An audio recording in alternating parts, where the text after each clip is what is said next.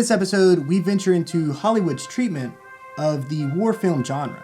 Themes and plot elements from war films vary dramatically, almost diametrically, depending on the overall political opinion of the film.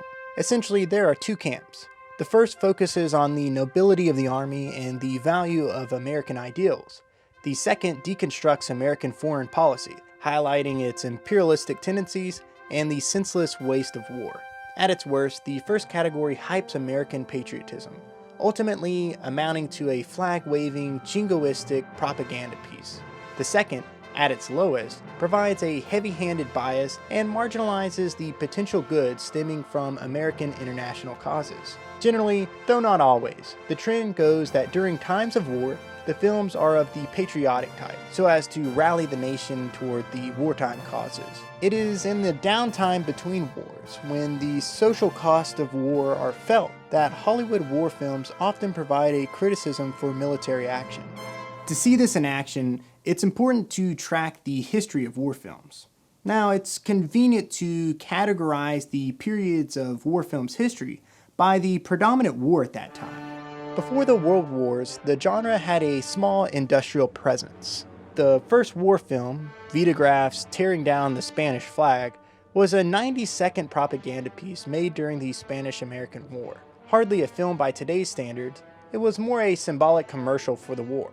It wasn't until the First World War that the war film became a clearly defined genre. In 1918, D.W. Griffith's Hearts of the World led a series of early propaganda films, enticing Americans to further participate in the European conflict. In 1927, Paramount's Wings released to great success, becoming the first film to win the Academy Award for Best Picture.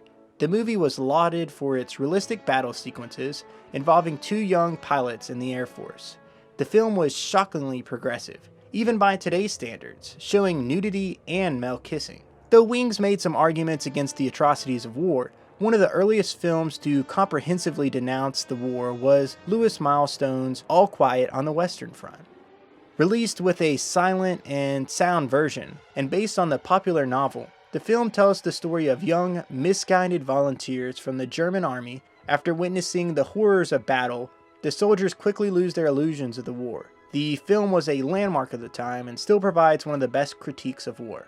Following the success of All Quiet on the Western Front, the remainder of the 1930s showcased fewer and fewer war films. The attitude all changed with the sudden rise of World War II. For Hollywood, World War II remains an easy go-to since it provides so clearly defined conflict between Allies and the Axis powers before America's direct military involvement in the war. The majority of Hollywood's war pictures were light adventure films, promoting American ideals at the expense of one-sided portrayals of the Germans and the Japanese. A wildly popular example of this, Sergeant York, used the setting of the First World War to reiterate American exceptionalism. After Pearl Harbor, Hollywood filmmaking expectedly changed. Perhaps the most notable propaganda picture in the early days of the war was the musical Yankee Doodle Dandy. Flag-waving at its finest, the film is carried by James Cagney in a role far from his usual typecast as a gangster. Other notable films of the time include Destination Tokyo, Lifeboat, and The Fighting Sullivans, which highlighted the plight of a band of brothers who die from a naval conflict. Alongside combat films, Hollywood marketed homefront melodramas during the war, including Hollywood's classic, Casablanca. After World War II, the Korean War soon followed. Given the gravity of the massive global catastrophe of two world wars, the Korean War, understandably, received little attention in comparison. Rather than focus on the war at that time, the 1950s saw a renewed interest in World War I, highlighted by John Huston's adventurous The African Queen and Stanley Kubrick's tragic Paths of Glory. Likewise, the interest in World War II continued throughout the 1950s, exemplified by David Lean's masterpiece character study, The Bridge on the River Kwai. With the coming of the 60s, the industry now had a new political target to stage the war genre. With the exception of World War II, the Vietnam War is the most discussed war in the 20th century. When placed side by side, the films concerning World War II and Vietnam provide an interesting comparison. Whereas films involving World War II are largely pro-war, or in the very least pro-America, the films involving Vietnam are largely anti-war, anti-American. The Vietnam War provided only one notable picture with a pro-American tone, the universally deplored film The Green Berets. Shamelessly distorting the facts, the jingoistic, single-sided propaganda piece starred John Wayne, the uber-patriotic colonel who leads a noble band of special forces to overcome the Viet Cong. In stark contrast to The Green Berets, Michael Cimino's controversial masterpiece, The Deer Hunter, studied the characters of three patriotic youths from Pennsylvania who experienced the devastation of Vietnam. The film was praised for its bold treatment of the conflict and went on to win the Academy Award for Best Picture. Soon after The Deer Hunter, Francis Ford Coppola's Apocalypse Now shook the public with its haunting depiction of the war's horrors.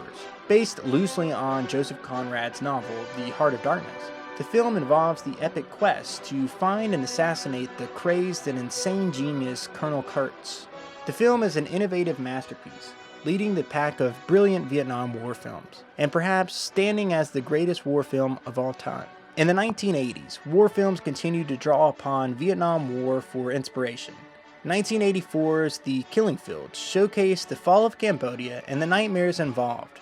3 years later, Stanley Kubrick's Full Metal Jacket brilliantly focused on the recruitment and training of young Marines during the dehumanizing tenure of boot camp under the abusive tutelage of Gunnery Sergeant Hartman.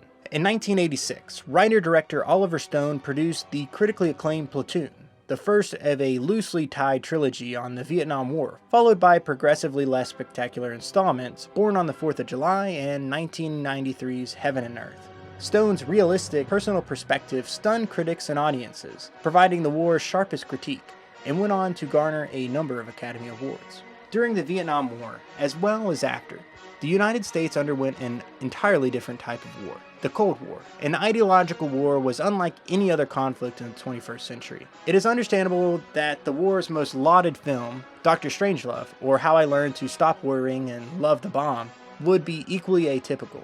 Directed by Stanley Kubrick, Strangelove exaggerates the fervor of the two opposing ideologies of capitalism and communism.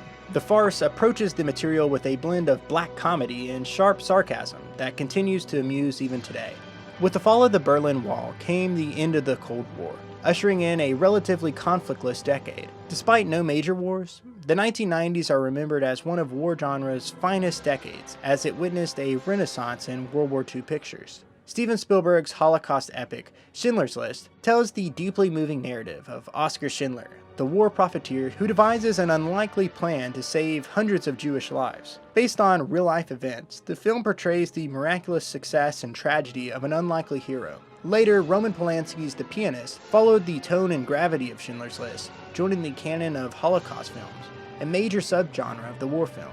Spielberg's subsequent World War II picture, Saving Private Ryan, took a more traditional approach to the war genre. With a startling realism, the film highlights major battles in the war, particularly the famous invasion of Normandy. In the same year as Saving Private Ryan, art house auteur Terrence Malick released The Thin Red Line, a uniquely impressionistic take on World War II, similar in style to the director's previous films. As if a death knell, Michael Bay's special effects-laden Pearl Harbor notes a decline in World War II filmmaking, coming at a time when the nature of war changed. With 9/11, America took a different course in war. The War on Terror, as well as the intermingled Iraq War, mark a turning point in Hollywood's production of war films. Besides Kathryn Bigelow's The Hurt Locker, a powerful character study on a bomb diffuser in the Iraq War, and her less remarkable Zero Dark 30, Hollywood appears to focus less attention on these wars than would appear proportional. Instead, the modern war genre continues to rehash World War II narratives with less and less success,